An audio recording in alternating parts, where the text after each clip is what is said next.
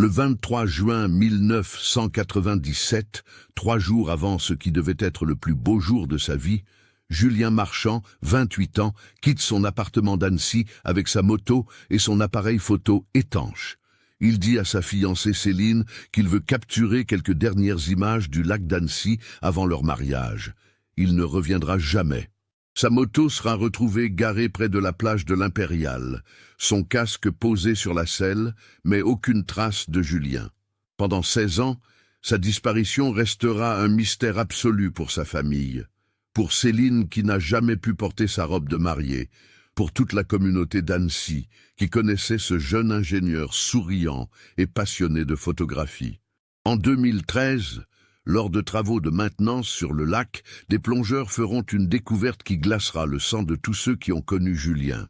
Au fond des eaux sombres, à 42 mètres de profondeur, ils trouveront son corps, parfaitement conservé par les eaux froides du lac alpin. Mais ce n'est pas tout.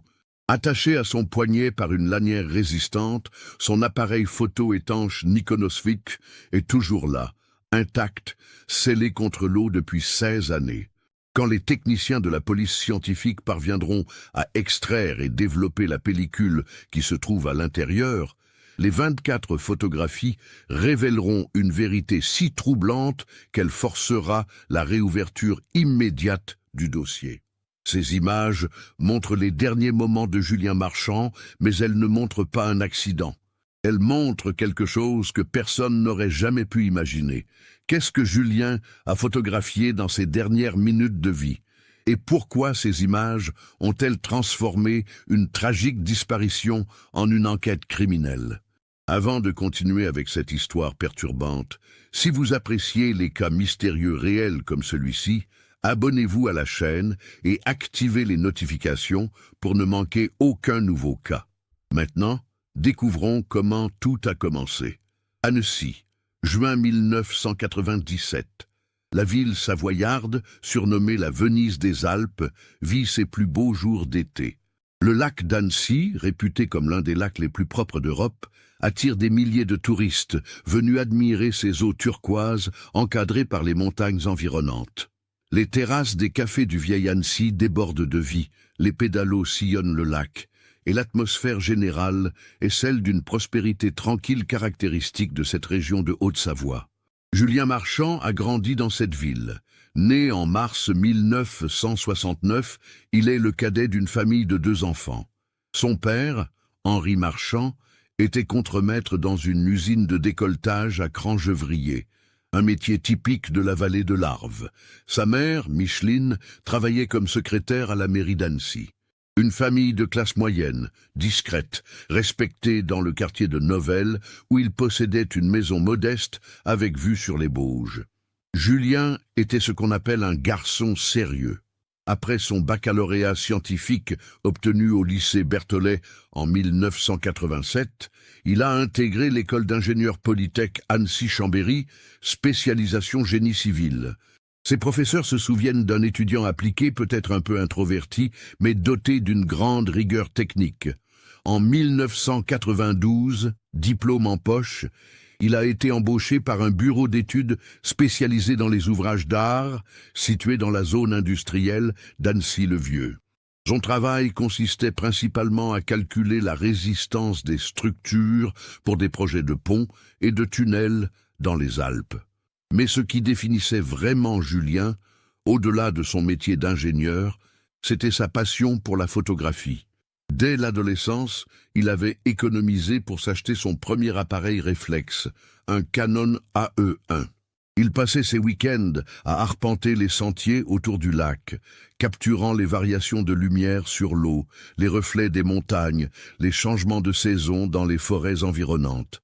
Ses collègues de travail savaient qu'il développait lui-même ses photos dans une petite chambre noire aménagée dans la cave de la maison familiale.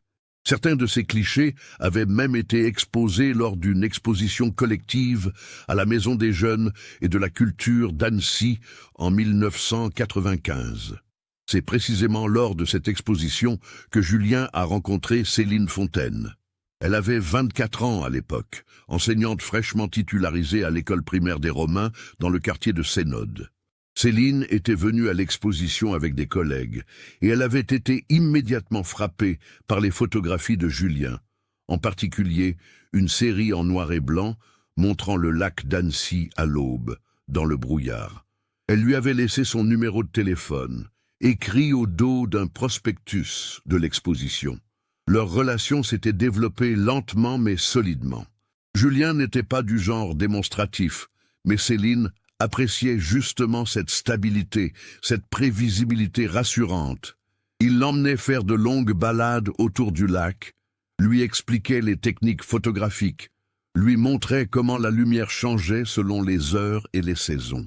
Elle, de son côté, lui faisait découvrir la littérature française qu'elle aimait tant, l'emmenait au cinéma, le poussait doucement à être un peu plus sociable. En décembre 1996, lors d'un réveillon de Noël dans la famille Fontaine, Julien avait demandé la main de Céline de manière très traditionnelle, s'adressant d'abord à Agnès Fontaine, la mère de Céline, veuve depuis 5 ans. La date du mariage avait été fixée au 26 juin 1997, une date symbolique puisqu'elle correspondait exactement à 2 ans après leur première rencontre. Les préparatifs s'étaient déroulés sans problème majeur. La cérémonie civile devait avoir lieu à la mairie d'Annecy, suivie d'une réception dans une salle des fêtes de Verrier-du-Lac, avec vue imprenable sur le lac. 70 invités étaient attendus. Julien avait loué un costume sombre chez un tailleur du centre-ville. Céline avait fait confectionner sa robe par une couturière de Chambéry. Laurent Marchand, le frère aîné de Julien, devait être son témoin. Laurent, 32 ans, travaillait comme représentant commercial pour une entreprise de matériel électrique, un travail qui l'obligeait à voyager fréquemment dans toute la région Rhône-Alpes. Dans les semaines précédant le mariage, plusieurs personnes avaient remarqué que Julien semblait préoccupé. Sa collègue de bureau, Sandrine Caron, se souviendra plus tard qu'il faisait plus d'erreurs que d'habitude dans ses calculs, qu'il devait refaire certains plans plusieurs fois. Céline elle-même avait noté qu'il était devenu plus distant, qu'il s'enfermait parfois dans de longs silences pendant leur dîner. Quand elle lui demandait ce qui n'allait pas, il répondait toujours la même chose. « C'est le stress du mariage, ça va passer ». Elle l'avait cru, mettant ses inquiétudes sur le compte du trac normal avant un engagement aussi important. Le lundi 23 juin 1997, 3 jours avant le mariage, était une journée de congé pour Julien. Il avait pris toute la semaine pour s'occuper des derniers détails. Le matin, il avait rendez-vous chez le tailleur pour un dernier essayage du costume. L'après-midi, il devait passer chez le fleuriste avec Céline pour valider la composition des bouquets. Mais quelque chose allait faire dérailler ce programme soigneusement planifié. Le lundi 23 juin 1997 commence comme une journée d'été ordinaire à Annecy. Le ciel est dégagé, la température atteint déjà 24 degrés à 10 heures du matin et une légère brise vient du lac. Julien Marchand se réveille vers 8h30 dans l'appartement qu'il loue rue Sommeillé, dans le centre d'Annecy, à proximité de la gare. C'est un petit 2 pièces au 3e étage d'un immeuble des années 70, avec une vue partielle sur le Paquier et le lac au loin. Céline n'est pas là. Elle dort encore chez sa mère à Sénaude, comme elle l'a fait toute la semaine, pour s'occuper des derniers préparatifs du mariage depuis sa maison familiale, plus spacieuse. Ils ont prévu de se retrouver vers 14h pour aller ensemble chez le fleuriste. Vers 9h15, Julien appelle sa mère depuis le téléphone fixe de son appartement. Micheline Marchand se souviendra de cette conversation avec une précision douloureuse. Julien lui dit qu'il va bien, qu'il est un peu nerveux pour le mariage, mais que tout est en ordre. Il lui demande si elle a bien récupéré les alliances chez le bijoutier, ce qu'elle confirme. La conversation dure environ 5 minutes, absolument banale. Rien dans le ton de Julien ne laisse présager quoi que ce soit d'inhabituel. À 10h, Julien sort de son immeuble. La concierge, Madame Sylvie Perret, une femme de 58 ans qui habite le rez-de-chaussée, le croise dans le hall. Elle témoignera plus tard qu'il portait un jean, un t-shirt blanc et sa veste en cuir marron, celle qu'il met toujours pour conduire sa moto. Il tenait son casque sous le bras et son sac photo en bandoulière.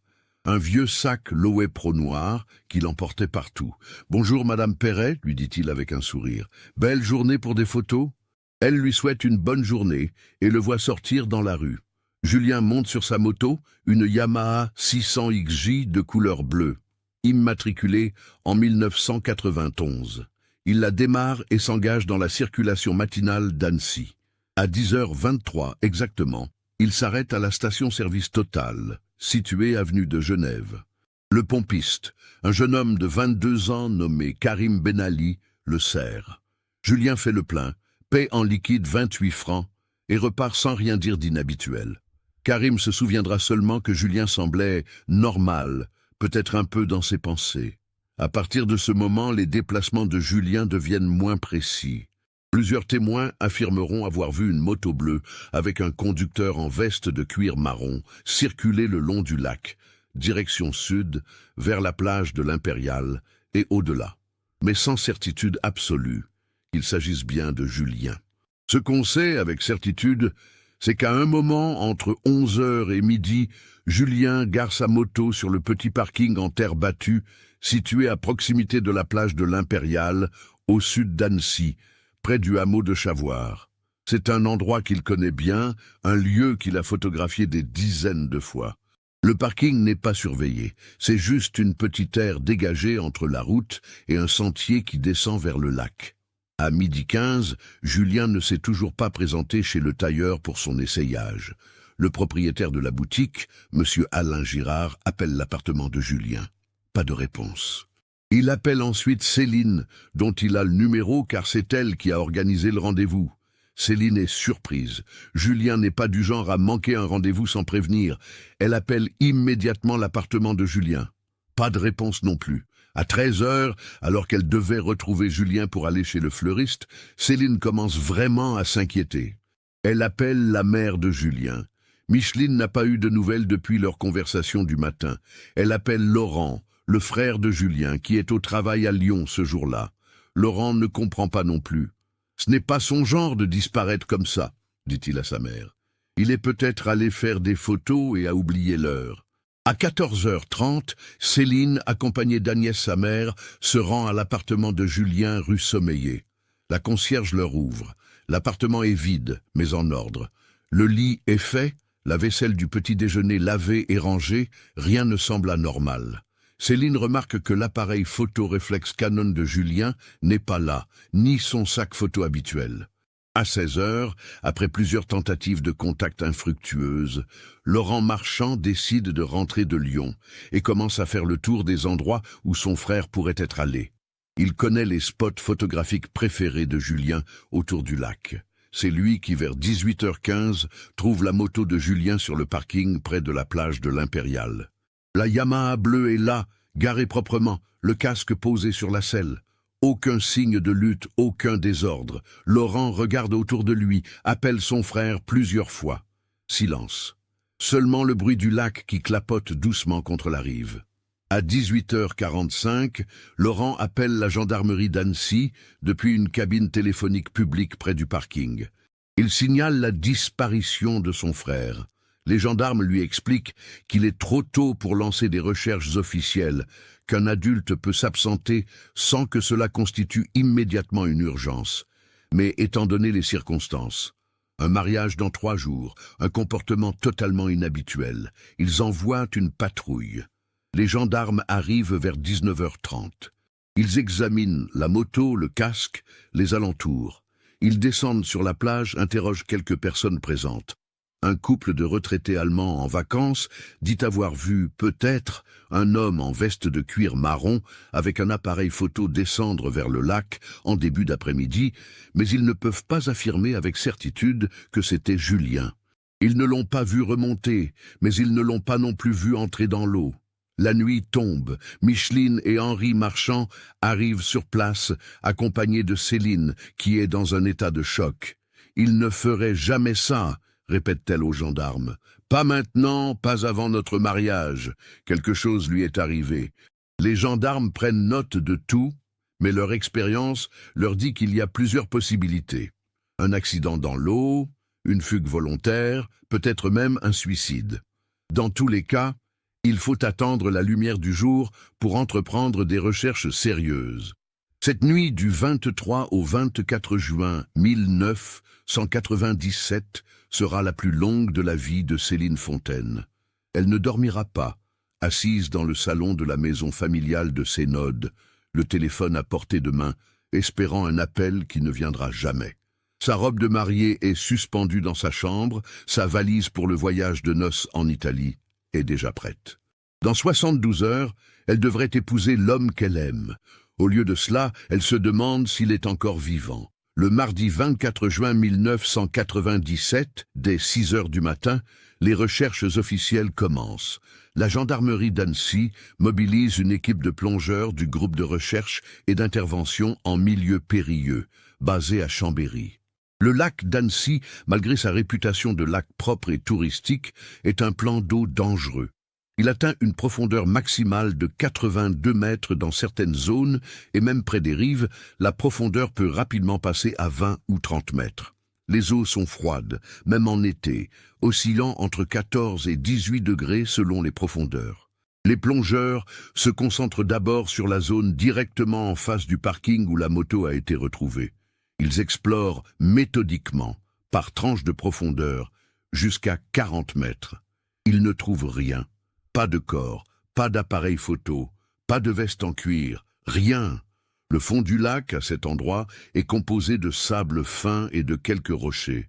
La visibilité est excellente, environ 10 à 15 mètres. Si Julien s'était noyé près du rivage, il l'aurait trouvé.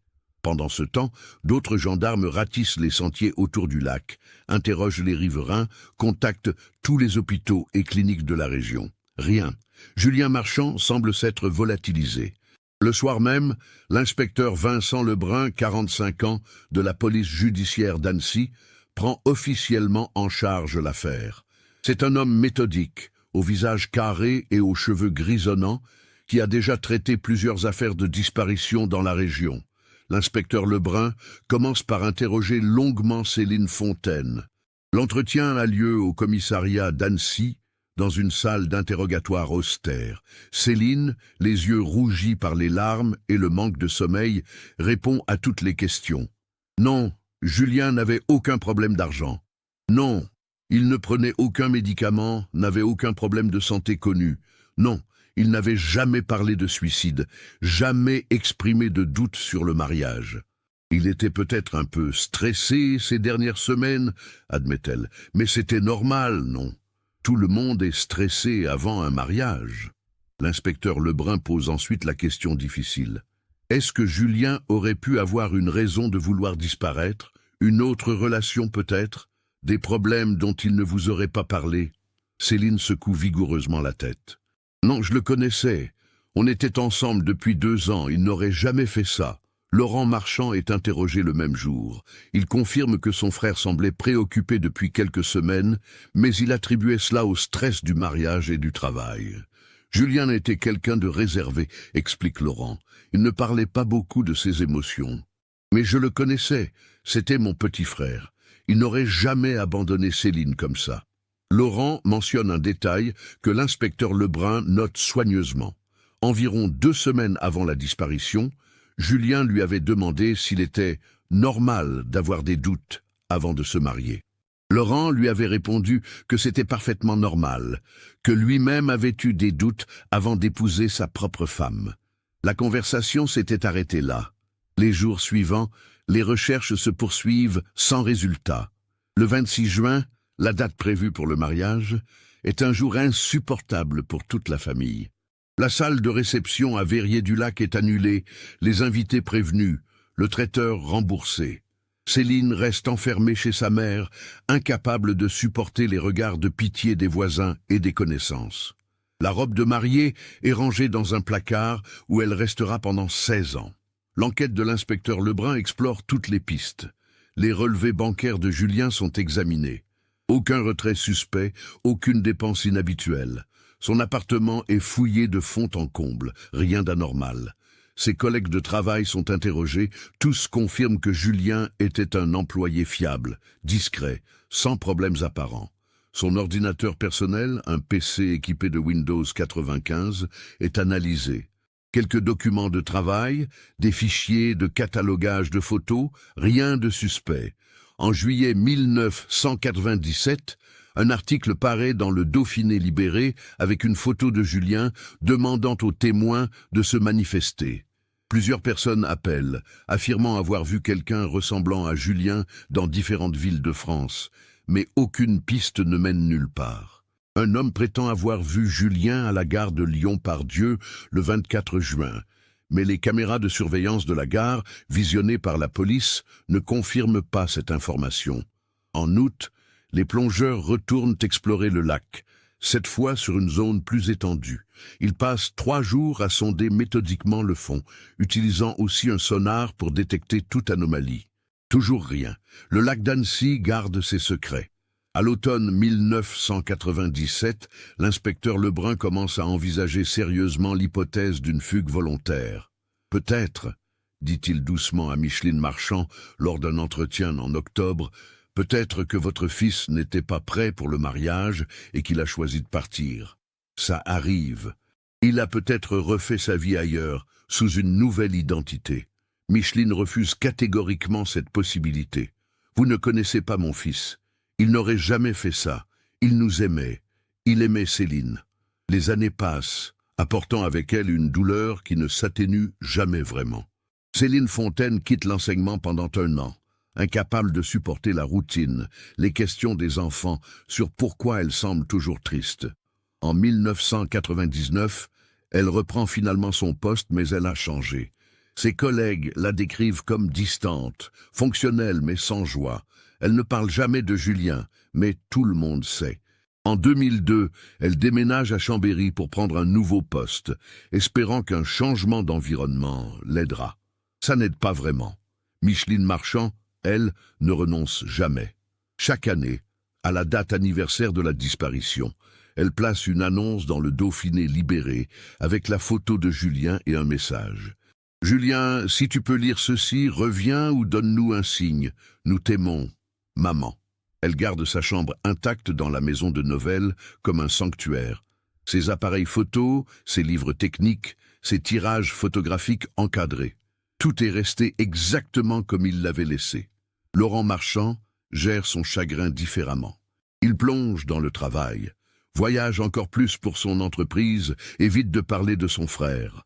En 2001, lors d'un dîner de famille à Noël, il dira à sa mère « Il faut que tu acceptes, maman. Julien est mort. Il ne reviendra pas. On ne saura peut-être jamais ce qui s'est passé, mais il faut continuer à vivre. » Micheline le giflera pour la première fois de sa vie. En 2005, 7 ans après la disparition, une procédure de déclaration judiciaire de décès est engagée par la famille. C'est une démarche administrative nécessaire pour des questions d'héritage et d'assurance. Mais c'est aussi un moment déchirant, comme si on admettait officiellement ce que tout le monde refuse d'accepter. Le jugement est prononcé en 2006. Officiellement, selon les documents légaux, Julien Marchand est décédé le 23 juin 1997. Mais pour ceux qui l'ont aimé, il n'est pas mort. Il est juste absent. Figé dans le temps, éternellement 28 ans, éternellement 3 jours avant son mariage. Céline ne se remariera jamais. Elle aura quelques relations au fil des années, mais aucune ne durera. Une partie de moi est restée au fond de ce lac, confiera-t-elle à une amie proche en 2009. Je ne peux pas avancer tant que je ne sais pas. Ce qu'elle ne sait pas encore, c'est que la vérité dort effectivement au fond du lac, à 42 mètres de profondeur, dans les eaux noires et froides où la lumière du soleil ne pénètre presque pas. Et cette vérité, scellée dans un boîtier métallique étanche, attend patiemment d'être découverte. Les photographies que Julien a prises dans ses derniers moments sont là, préservées par la technologie et par le froid, comme une capsule temporelle macabre. 16 ans devront s'écouler avant que quelqu'un ne les trouve. En 2012, la communauté d'agglomération du Grand Annecy lance un vaste projet de rénovation et de maintenance des infrastructures lacustres. Le lac d'Annecy, malgré sa réputation de propreté exceptionnelle, nécessite des interventions régulières pour maintenir son écosystème.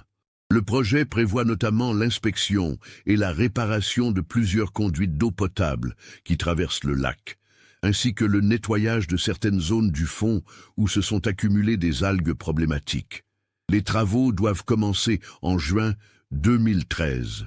L'entreprise retenue, Aquatech Services, une société spécialisée basée à Albertville, planifie une opération complexe qui nécessitera l'intervention de plongeurs professionnels pendant plusieurs semaines.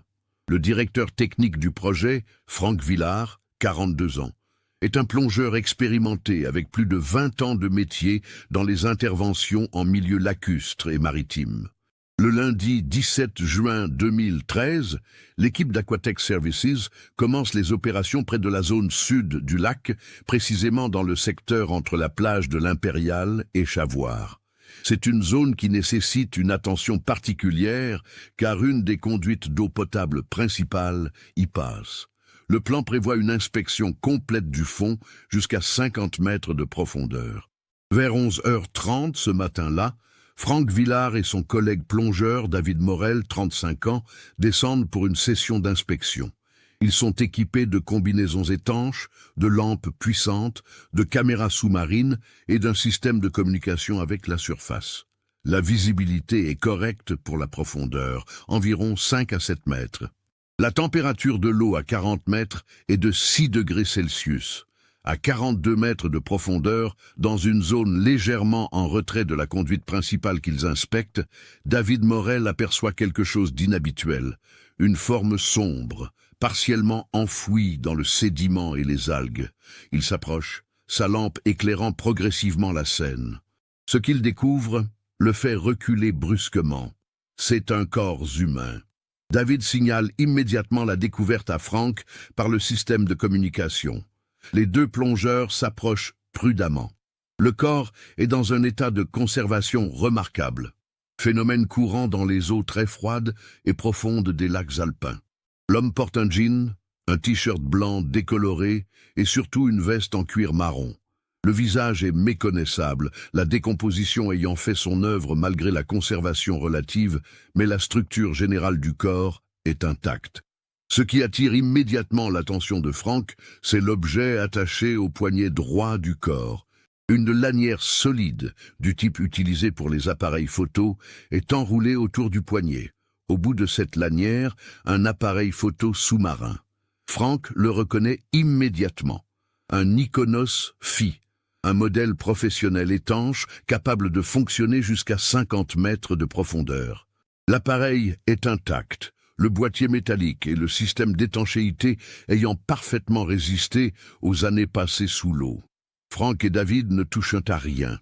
Ils savent qu'ils viennent de découvrir ce qui est probablement une scène de crime, ou au minimum un décès suspect. Ils remontent immédiatement à la surface et contactent les autorités. Il est 12h15 quand l'appel arrive à la gendarmerie d'Annecy. À 13h, une équipe complète est sur place. Le capitaine Marc Dufour, de la gendarmerie, coordonne l'opération. Des plongeurs de la gendarmerie descendent, avec l'équipe médico-légale, pour documenter la scène et remonter le corps. L'opération est délicate et prend plusieurs heures. Le corps, rigide et lourd, est placé dans un sac mortuaire spécial et remonté lentement à la surface. À 16h30, le corps est sur la berge. Le médecin légiste présent, le docteur Sophie Arnaud, procède à un examen préliminaire. Elle estime que le corps a séjourné dans l'eau pendant de nombreuses années, probablement plus de 10 ans. L'identification visuelle est impossible. Il faudra attendre les analyses ADN et dentaires pour confirmer l'identité. Mais le capitaine Dufour a une intuition. Un homme disparu il y a 16 ans, près de ce même endroit, portant une veste en cuir marron, passionné de photographie. Il retourne au commissariat et consulte les archives. Le dossier de Julien Marchand est toujours là, classé comme disparition non résolue. Il y a des photos de Julien, des descriptions détaillées de ses vêtements le jour de sa disparition, et surtout, il y a une mention de son appareil photo, un Nikonos Phi, qu'il avait acheté quelques mois avant sa disparition pour photographier le lac sous l'eau. Le capitaine Dufour appelle immédiatement l'inspecteur Vincent Lebrun, maintenant âgé de 61 ans et proche de la retraite, qui avait dirigé l'enquête initiale en 1997. Lebrun se souvient parfaitement de l'affaire. « C'est un des cas qui m'ont hanté », dira-t-il plus tard. « Je n'ai jamais compris ce qui s'était passé. » Le lendemain, mardi 18 juin 2013, les analyses dentaires confirment ce que tout le monde soupçonnait déjà. Le corps retrouvé au fond du lac d'Annecy est bien celui de Julien Marchand. 16 ans après sa disparition, il est enfin retrouvé à 42 mètres de profondeur, à moins d'1 kilomètre de l'endroit où sa moto avait été découverte. La nouvelle fait les gros titres dans toute la région. Le Dauphiné libéré titre « Le mystère du fiancé disparu en 1997 partiellement résolu ». France 3 Rhône-Alpes consacre son journal régional à l'affaire. Les journalistes cherchent à joindre Céline Fontaine, la famille Marchand, tous ceux qui se souviennent de cette disparition qui avait tant marqué la communauté d'Annecy. Micheline Marchand, maintenant âgée de 79 ans, s'effondre en apprenant la nouvelle. Son fils est mort. Elle l'a toujours su, mais maintenant c'est une certitude physique, tangible. Henri Marchand, 82 ans, reste silencieux, regardant par la fenêtre de leur maison de Novelle. Laurent Marchand, 48 ans maintenant, prend en charge les arrangements. Il faudra organiser des funérailles, 16 ans après la mort. Céline Fontaine, 42 ans, apprend la nouvelle par un appel de la gendarmerie. Elle est à Chambéry, dans son appartement. Elle raccroche et reste immobile pendant de longues minutes. Puis, elle pleure. Pour la première fois depuis des années, des pleurs convulsifs, violents. C'est à la fois un soulagement et une douleur renouvelée. Julien n'est pas parti volontairement. Il n'a pas refait sa vie ailleurs. Il est mort, presque immédiatement après sa disparition, probablement noyé dans le lac qu'il aimait tant photographier. Mais l'histoire ne s'arrête pas là. Car le capitaine Dufour et l'inspecteur Lebrun, maintenant associés pour rouvrir le dossier, s'intéressent de très près à l'appareil photo Nikonos 6 qui a été retrouvé attaché au poignet de Julien. L'appareil est confié à la police scientifique de Lyon pour examen. Les techniciens ouvrent prudemment le boîtier, s'attendant à trouver de l'eau et de la pellicule détruite. Mais le Nikonos 6 a fait son travail. Le système d'étanchéité a tenu. À l'intérieur, parfaitement protégé de l'eau, se trouve une pellicule Kodak 35 mm, 24 poses. Elle n'a jamais été développée. Pendant 16 ans, elle est restée dans l'obscurité complète, à 6 degrés Celsius, condition quasi idéale pour la préservation d'une pellicule photographique. Le vendredi 21 juin 2013, 4 jours après la découverte du corps, un technicien spécialisé de la police scientifique développe la pellicule dans un laboratoire sécurisé à Lyon. Le processus prend plusieurs heures. Quand les négatifs sortent du bain de développement et sont fixés, le technicien Stéphane Mercier, 48 ans, avec 25 ans d'expérience en photographie judiciaire, les examine attentivement. Son visage devient livide. Il appelle immédiatement son supérieur. Ce qu'il vient de voir sur ces 24 photographies va transformer ce qui semblait être une noyade accidentelle en une enquête pour meurtre. Les images montrent les derniers moments de Julien Marchand, et elles ne montrent pas un accident. Le lundi 24 juin 2013, l'inspecteur Vincent Lebrun et le capitaine Marc Dufour se retrouvent dans une salle de réunion sécurisée du commissariat d'Annecy. Devant eux, sur une grande table, sont disposées les 24 photographies développées à partir de la pellicule retrouvée dans l'appareil de Julien.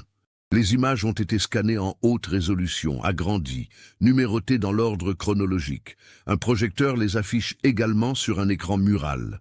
Les premières photos, numérotées de 1 à 7, montrent des vues classiques du lac d'Annecy, prises depuis la surface.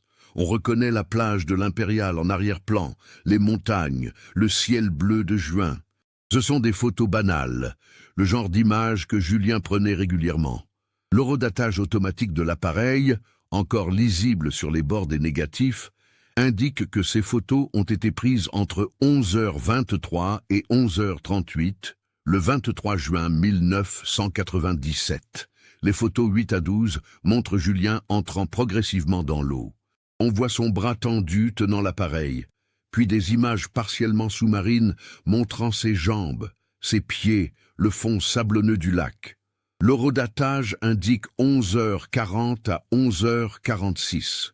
Julien était apparemment en train de tester son équipement sous-marin, une pratique habituelle pour les photographes avant une vraie session de plongée. C'est à partir de la photo 13 que tout change. L'image, prise à 11h49, montre quelque chose qui fait immédiatement comprendre aux enquêteurs que Julien n'était pas seul. Dans le cadre, partiellement flou car l'appareil bouge, on voit une autre personne, un homme. Il est sur la plage, debout, regardant dans la direction de Julien. L'homme porte un pantalon sombre et une chemise claire. L'image n'est pas assez nette pour identifier le visage, mais on distingue clairement sa silhouette. La photo 14, prise 1 minute plus tard à 11h50, montre le même homme, mais maintenant il est entré dans l'eau. Il avance vers Julien. L'angle de prise de vue suggère que Julien a photographié cet homme délibérément, peut-être parce qu'il le reconnaissait, peut-être parce que son approche lui semblait étrange. Les photos 15 à 18, prises entre 11h51 et 11h54, deviennent progressivement chaotiques. Les images sont floues, prises sous l'eau, montrant des bulles, des mouvements confus, ce qui ressemble à des mains, des bras. L'inspecteur Lebrun comprend immédiatement. Ce sont des images d'une lutte. Quelqu'un était en train d'attaquer Julien sous l'eau. La photo 19, prise à 11h55, est la plus troublante. Malgré le flou du mouvement, on distingue clairement un visage sous l'eau, très proche de l'objectif. C'est l'agresseur. Les experts en imagerie de la police scientifique travailleront pendant des jours pour améliorer la résolution de cette image. Mais même sur le cliché original, on peut distinguer des traits. Un homme d'une trentaine ou quarantaine d'années, les yeux écarquillés par l'effort, la bouche ouverte. Ce n'est pas une expression de panique ou d'accident. C'est l'expression de quelqu'un qui est en train de faire quelque chose de délibéré, de violent. Les photos 20 à 23 montrent une descente progressive dans les profondeurs sombres du lac. Les images deviennent plus noires, la lumière du soleil s'estompant. On voit encore des mouvements flous, ce qui ressemble à des vêtements, peut-être la veste en cuir de Julien. L'horodatage indique 11h56 à 11h58. Julien coulait et il continuait à prendre des photos, dans un réflexe photographique peut-être, ou peut-être dans une tentative désespérée de documenter ce qui lui arrivait. La 24e et dernière photo, prise à midi précis, est presque entièrement noire. On distingue à peine quelques variations de gris, peut-être un fond rocheux, peut-être juste le néant des profondeurs. C'est la dernière image que Julien Marchand a capturée avant de mourir. Le silence dans la salle de réunion est pesant. L'inspecteur Lebrun, qui a vu des scènes de crime pendant toute sa carrière, sent un frisson lui parcourir l'échine. « C'est un meurtre », dit-il finalement. Julien a été assassiné et il a photographié son assassin. Le capitaine Dufour hoche la tête. La question maintenant est, qui est cet homme? Et pourquoi aurait-il tué Julien 3 jours avant son mariage? L'équipe d'enquête s'agrandit immédiatement. Le procureur de la République d'Annecy, informé de la découverte, classe l'affaire comme homicide volontaire. Une cellule d'enquête spéciale est créée avec des moyens considérables. La photo 19, celle montrant le visage de l'agresseur, est envoyée aux meilleurs experts en reconnaissance faciale de la police nationale. Pendant ce temps, les enquêteurs reprennent tous les témoignages de 1997. Ils réinterrogent toutes les personnes qui connaissaient Julien. Céline Fontaine est convoquée. Elle arrive au commissariat le 25 juin, accompagnée d'un avocat. Elle est encore sous le choc de la découverte du corps, et maintenant on lui annonce que Julien a été assassiné. « Qui aurait voulu faire du mal à Julien ?» demande l'inspecteur Lebrun. Céline secoue la tête, les larmes coulant sur ses joues. Personne. Il n'avait pas d'ennemis. Il était gentil, discret. Il ne s'était jamais battu avec personne, n'avait jamais eu de conflit sérieux avec qui que ce soit. Réfléchissez bien, insiste Lebrun. Y avait-il quelqu'un qui aurait pu être jaloux de lui? Un ancien petit ami à vous, peut-être? Quelqu'un qui aurait voulu vous empêcher de vous marier? Céline réfléchit. J'ai eu un petit ami avant Julien, oui. Il s'appelait Olivier Perrin. On est sortis ensemble pendant 1 an. Ça s'est terminé en 1994, 1 an avant que je rencontre Julien. Mais Olivier n'était pas violent. Et il s'était remarié depuis, il avait eu un enfant. Je ne vois vraiment pas... Les enquêteurs vérifient quand même. Olivier Perrin, maintenant 45 ans, habite à Grenoble. Il est interrogé. Son alibi pour le 23 juin 1997 est solide. Il était en déplacement professionnel en Allemagne ce jour-là. Des documents d'entreprise et des tampons de passeport le confirment. Ce n'est pas lui. Laurent Marchand est réinterrogé lui aussi. L'entretien est difficile. « Vous pensez que je pourrais avoir tué mon propre frère ?» demande-t-il, indigné. Les enquêteurs restent neutres. Nous devons vérifier tout le monde, monsieur Marchand. Où étiez-vous exactement, le 23 juin 1997, entre 11h et midi? Laurent se frotte le visage, essayant de se souvenir. J'étais à Lyon. J'avais des rendez-vous clients toute la journée. Je vous l'avais déjà dit à l'époque. Les enquêteurs vérifient les archives de 1997. Effectivement, Laurent avait fourni des détails sur ses déplacements. Mais il décide de creuser plus profond cette fois. Il contacte l'ancienne entreprise de Laurent. Il a changé d'employeur 2 fois depuis 1997. Il demande les agendas, les feuilles de route, tout ce qui pourrait confirmer ou infirmer la présence de Laurent à Lyon ce jour-là. L'entreprise retrouve des archives papier stockées dans un entrepôt. Les documents montrent que Laurent avait effectivement des rendez-vous programmés à Lyon le 23 juin, mais un détail attire l'attention des enquêteurs. Un rendez-vous prévu à 9h30 a été annulé à la dernière minute. Le suivant était à 14h. Entre 9h30 et 14h, il y a un trou dans l'emploi du temps de Laurent. Lyon est à environ 150 km d'Annecy. En voiture, sur l'autoroute, on peut faire le trajet en moins de 2 heures. Théoriquement, Laurent aurait pu quitter Lyon vers 9h30, arriver à Annecy vers 11h30, commettre le meurtre et être de retour à Lyon pour 14h. C'est serré, mais possible. Laurent est convoqué à nouveau, cette fois de manière plus formelle. L'interrogatoire a lieu en présence de son avocat. « Monsieur Marchand, commence le capitaine Dufour, nous avons vérifié votre emploi du temps du 23 juin 1997. Vous aviez un trou entre 9h30 et 14h. Où étiez-vous pendant ces heures ?» Laurent devient pâle. Je ne m'en souviens pas exactement. C'était il y a 16 ans. Peut-être que j'ai déjeuné, peut-être que j'ai fait de la prospection de nouveaux clients. Avez-vous des preuves de ce que vous avez fait ? Des reçus de restaurant, des notes de frais? Laurent secoue la tête. Après 16 ans? Non, je n'ai rien gardé. Les enquêteurs montrent alors à Laurent la photo 19 agrandie, celle montrant le visage de l'agresseur sous l'eau. Reconnaissez-vous cette personne? Laurent fixe l'image longuement. Le visage est flou, déformé par l'eau, par le mouvement. Je ne sais pas, on ne voit pas bien. Les experts en reconnaissance faciale vont analyser cette image et la comparer avec des photos de toutes les personnes qui connaissaient Julien, y compris vous. Si cette personne est vous, monsieur Marchand, nous le saurons. Laurent se lève brusquement. Je veux un avocat. Je ne dirai plus rien sans mon avocat. Cette réaction alerte les enquêteurs. Pourquoi Laurent deviendrait-il aussi défensif s'il n'a rien à cacher? Mais ils n'ont pas encore assez de preuves pour l'arrêter. Ils le laissent partir, mais le placent sous surveillance discrète. Pendant ce temps, les experts travaillent sur la photo 19. Ils utilisent des logiciels de reconstitution faciale, comparent les proportions du visage visible avec celles de Laurent Marchand, d'Olivier Perrin et de toutes les autres personnes mentionnées dans le dossier. Le travail est complexe, rendu difficile par le flou et la déformation de l'eau. Après une semaine d'analyse intensive, les experts rendent leurs conclusions le 2 juillet 2013. Le visage sur la photo présente des similitudes avec Laurent Marchand. La forme générale du crâne, l'écartement des yeux, la structure de la mâchoire. Mais ce n'est pas une certitude absolue.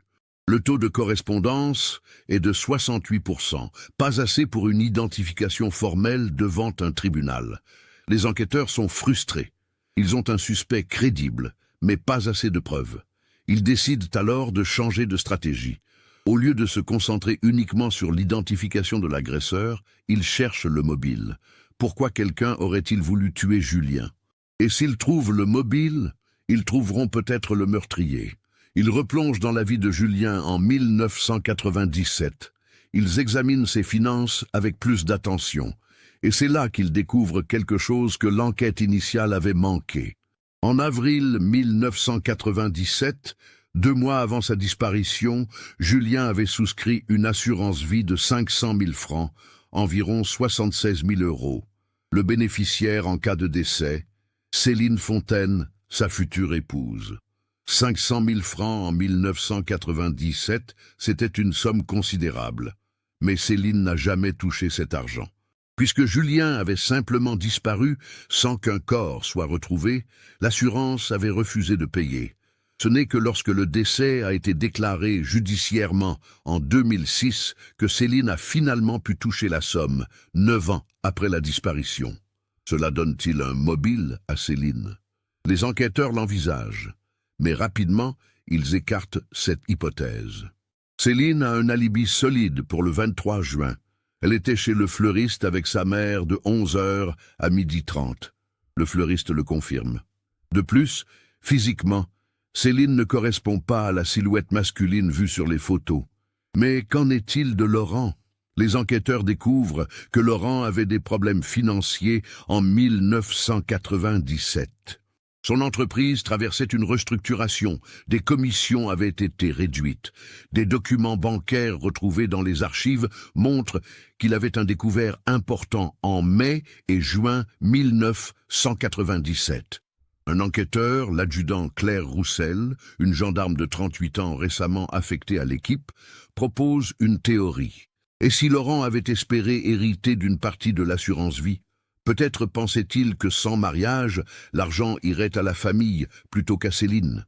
Mais cette théorie ne tient pas complètement. Si Laurent avait tué Julien avant le mariage, l'assurance n'aurait rien payé de toute façon, pas avant qu'un corps soit retrouvé ou qu'un décès soit déclaré. À moins que Laurent n'ait pas compris comment fonctionnaient les assurances vie. À moins qu'il ait cru, naïvement, que la disparition de Julien avant le mariage aurait profité à la famille. Les enquêteurs décident qu'il est temps d'obtenir un mandat de perquisition pour le domicile de Laurent. Le 5 juillet 2013, à 6h du matin, une équipe de gendarmes se présente à la maison de Laurent à Métette, une commune limitrophe d'Annecy. Laurent est réveillé, choqué. « Qu'est-ce que vous cherchez ?» demande-t-il. « Des preuves ?» répond simplement le capitaine Dufour. La perquisition dure toute la journée. Les enquêteurs examinent chaque pièce, chaque placard, chaque tiroir. Ils saisissent l'ordinateur de Laurent, ses anciens agendas, des boîtes de documents personnels. Et dans le grenier, dans une vieille malle poussiéreuse, ils trouvent quelque chose qui fait s'accélérer le pouls du capitaine Dufour. C'est un album photo daté de 1997. Il contient des photos de famille, des événements divers. Mais sur une page, il y a une photo prise lors d'un pique-nique au bord du lac en mai 1997, 1 mois avant la disparition de Julien. Sur la photo, Laurent porte exactement les mêmes vêtements que l'homme vu sur les photos de Julien. Un pantalon sombre et une chemise claire. Ce n'est pas une preuve définitive, mais c'est un élément de plus. Les enquêteurs saisissent l'album. Le 8 juillet 2013, Laurent Marchand est placé en garde à vue. Il est emmené au commissariat d'Annecy à 7h du matin. Pendant les 24 premières heures, il refuse de parler sans son avocat. Son avocat, maître Benoît Jacquet, un pénaliste expérimenté de Chambéry, arrive en début d'après-midi et s'entretient longuement avec son client. L'interrogatoire officiel commence le 9 juillet à 10h du matin. Présent, l'inspecteur Vincent Lebrun, le capitaine Marc Dufour, Laurent Marchand et maître Jacquet. Une caméra enregistre tout. L'atmosphère est tendue. « Monsieur Marchand, » commence l'inspecteur Lebrun d'une voix calme, « nous avons des raisons de croire que vous étiez présent au lac d'Annecy le 23 juin 1997, au moment où votre frère est mort. Les photographies prises par Julien montrent un homme qui lui ressemble beaucoup. Cet homme porte des vêtements identiques à ceux que vous portiez sur une photo de mai 1997. Vous aviez un trou dans votre emploi du temps ce jour-là, entre 9h30 et 14h. Vous aviez des problèmes financiers à cette époque. Voulez-vous nous expliquer ce qui s'est réellement passé? Laurent reste silencieux pendant une longue minute. Son visage, marqué par le stress et le manque de sommeil, trahit une lutte intérieure. Puis, soudainement, quelque chose se brise en lui. Il pose ses mains sur la table, baisse la tête et commence à parler d'une voix basse. Ce n'était pas censé se passer comme ça. Les enquêteurs se regardent. Un aveu? Continuez, dit doucement Lebrun. Laurent prend une profonde inspiration. Julien n'était pas celui que tout le monde croyait. Il avait des secrets terribles. Quels secrets? Demande Dufour. En mars 1997, j'ai découvert par hasard qu'il voyait quelqu'un d'autre. Une femme à Lyon. Il avait une liaison. Céline Fontaine, qui suit l'interrogatoire depuis une pièce adjacente équipée d'un miroir sans teint, porte la main à sa bouche. Non, ce n'est pas possible. J'ai découvert ça parce que j'étais à Lyon pour le travail, et je l'ai vu avec cette femme dans un café près de la gare de Perrache. Ils étaient ensemble, intimes. Je les ai vus s'embrasser. Je ne savais pas quoi faire. C'était mon frère, mais il était sur le point d'épouser Céline. Comment pouvait-il faire ça? Qu'avez-vous fait? Demande Lebrun.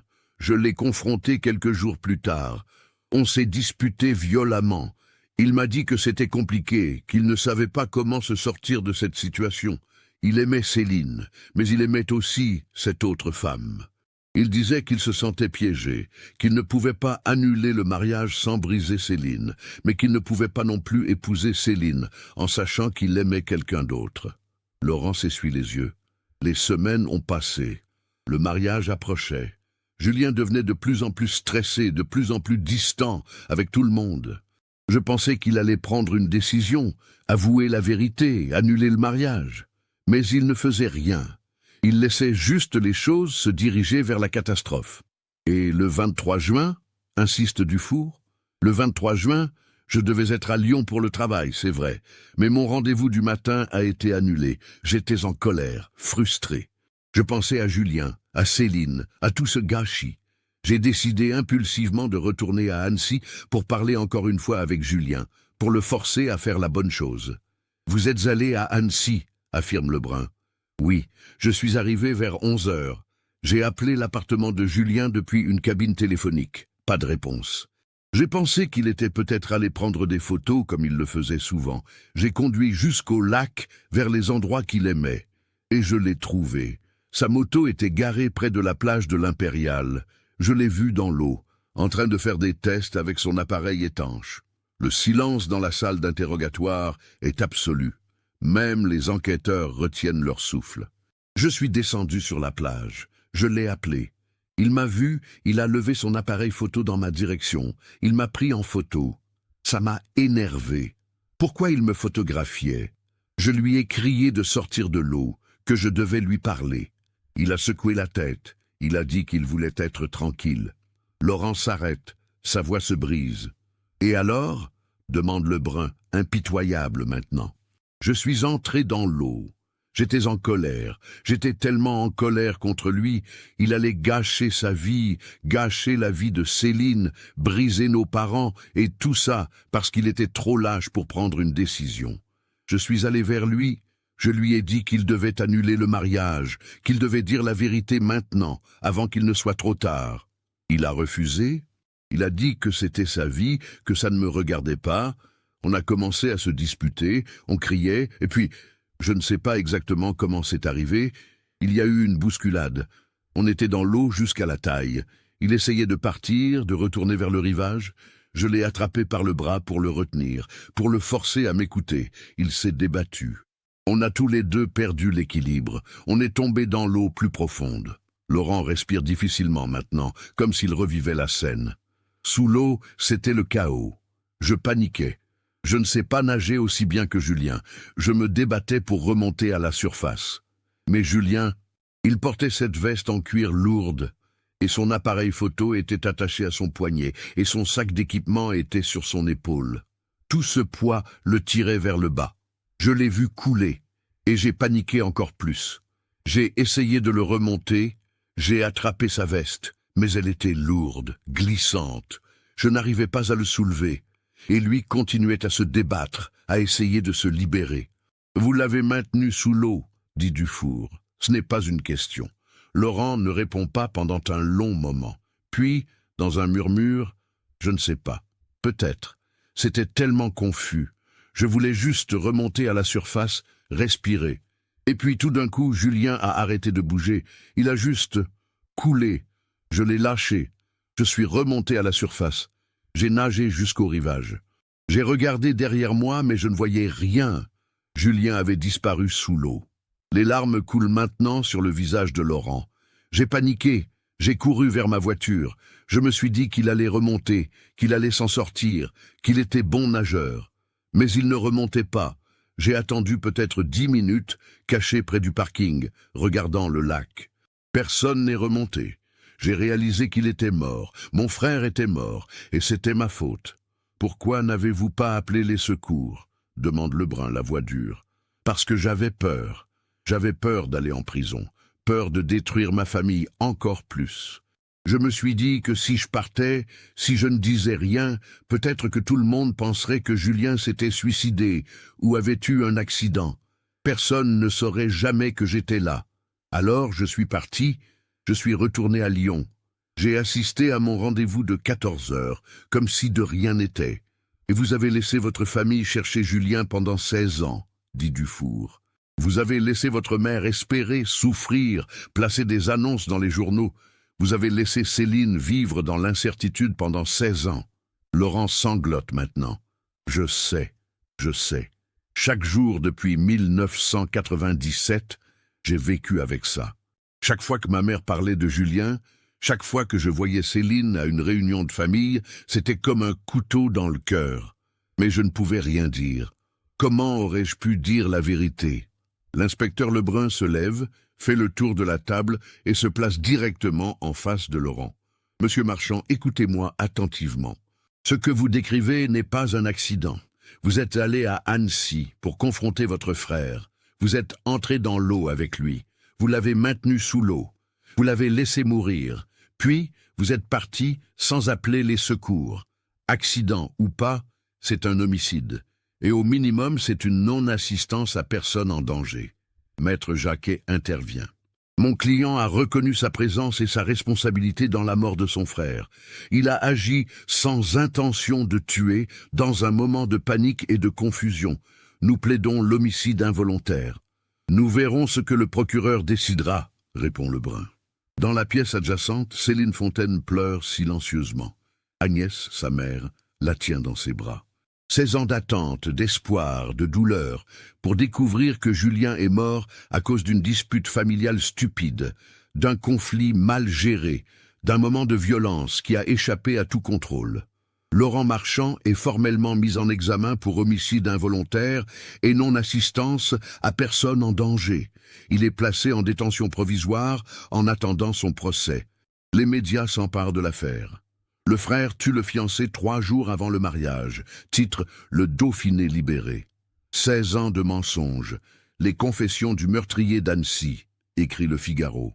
Le procès de Laurent Marchand s'ouvre au tribunal de grande instance d'Annecy en mars 2014, 9 mois après son arrestation. L'affaire attire une attention médiatique considérable. Des journalistes de toute la France sont présents. Les sièges réservés au public sont remplis dès l'ouverture des portes. Micheline Marchand, maintenant âgée de 80 ans, assiste au procès. Elle est déchirée entre la douleur d'avoir perdu Julien et l'horreur de savoir que son fils aîné est responsable. Henri Marchand, 83 ans, est trop malade pour assister au procès. Il est resté à la maison, s'occupant d'un jardinier. Céline Fontaine est présente chaque jour. Elle écoute silencieusement les témoignages, les plaidoiries, les expertises. Son visage reste impassible, mais ceux qui la connaissent voient de la douleur immense dans ses yeux. Le procès dure 3 semaines. L'accusation menée par le procureur Jean-Marc Ferrand présente un dossier solide. Les 24 photographies de l'appareil de Julien sont projetées sur un grand écran, dans la salle d'audience. La séquence est glaçante. Les premières photos paisibles du lac, puis l'apparition de Laurent, puis le chaos sous-marin, puis les ténèbres. C'est comme regarder un homme mourir en temps réel. L'accusation soutient que Laurent a agi avec préméditation. Il est venu à Annecy spécifiquement pour confronter son frère. Il est entré dans l'eau avec lui. Quand Julien a refusé de suivre ses directives, Laurent l'a délibérément maintenu sous l'eau jusqu'à ce qu'il se noie. Puis, il est parti sans appeler les secours, condamnant ainsi Julien à une mort certaine s'il n'était pas déjà mort. La défense, menée par maître Jacquet, argue que Laurent n'avait aucune intention de tuer son frère. Il était simplement allé lui parler. La confrontation dans l'eau a dégénéré en accident. Dans la panique et la confusion sous-marine, Laurent n'a pas réalisé qu'il empêchait Julien de remonter. Quand il a finalement émergé et réalisé que Julien ne remontait pas, il a paniqué et est parti. Une erreur terrible, mais non criminelle. Les experts sont appelés à témoigner. Un médecin légiste explique que Julien est mort par noyade, que l'eau a rempli ses poumons. Le poids de sa veste en cuir mouillé, combiné avec son sac d'équipement photographique et l'appareil attaché à son poignet, a créé un poids total d'environ 15 kg, suffisant pour l'empêcher de remonter facilement à la surface, surtout s'il était déjà en difficulté. Un expert en psychologie témoigne sur l'état mental de Laurent. Il explique que Laurent, accablé par le secret de la liaison de Julien et la perspective du mariage imminent, était dans un état de stress extrême. Cela ne justifie pas ses actions, mais cela aide à comprendre comment une confrontation familiale a pu dégénérer en tragédie. Un moment particulièrement émouvant du procès survient quand l'inspecteur Lebrun témoigne. Il décrit les 16 années de recherche, les faux espoirs, les pistes qui ne menaient nulle part. Il parle de Céline, de Micheline, de tous ceux qui ont souffert de ne pas savoir. Si M. Marchand avait appelé les secours ce jour-là, dit Lebrun, peut-être que Julien aurait pu être sauvé, mais même s'il était déjà mort, au moins la famille aurait su. Ils auraient pu faire leur deuil. Au lieu de ça, M. Marchand les a condamnés à 16 ans d'incertitude. L'accusation révèle aussi un autre élément troublant. Des enquêtes complémentaires ont montré que la femme avec qui Julien avait une liaison à Lyon était en réalité une ancienne camarade d'université qu'il avait retrouvée par hasard en 1996. La relation avait duré environ 6 mois, de novembre 1996 à avril 1997, et s'était terminée 2 mois avant la disparition de Julien. Des lettres retrouvées dans les affaires de Julien, saisies lors d'une nouvelle perquisition, montrent que Julien avait rompu avec cette femme, ayant décidé de s'engager pleinement avec Céline. En d'autres termes, au moment où Laurent l'a confronté en juin, Julien n'avait plus de liaison. Le problème que Laurent voulait résoudre n'existait déjà plus. Ce détail brise quelque chose en Laurent. Quand il témoigne, sa voix est éteinte. Alors tout ça n'était pour rien, il n'y avait plus de problème. Julien avait déjà pris sa décision. Et moi, comme un idiot, je l'ai tué pour rien. Céline, dans la salle, ferme les yeux. Julien lui avait été fidèle au moment de sa mort. Il s'était engagé envers elle. Ils auraient pu être heureux ensemble. Tout cela a été détruit par l'intervention malvenue de Laurent. Le 28 mars 2014, après 2 jours de délibération, le jury rend son verdict. Laurent Marchand est reconnu coupable d'homicide involontaire, aggravé par la non-assistance à personne en danger et la dissimulation de cadavres. Il est condamné à 12 ans de prison ferme. La sentence est lue dans un silence total. Laurent ne réagit pas. Il reste debout, les épaules affaissées, le regard vide. Micheline Marchand sanglote doucement.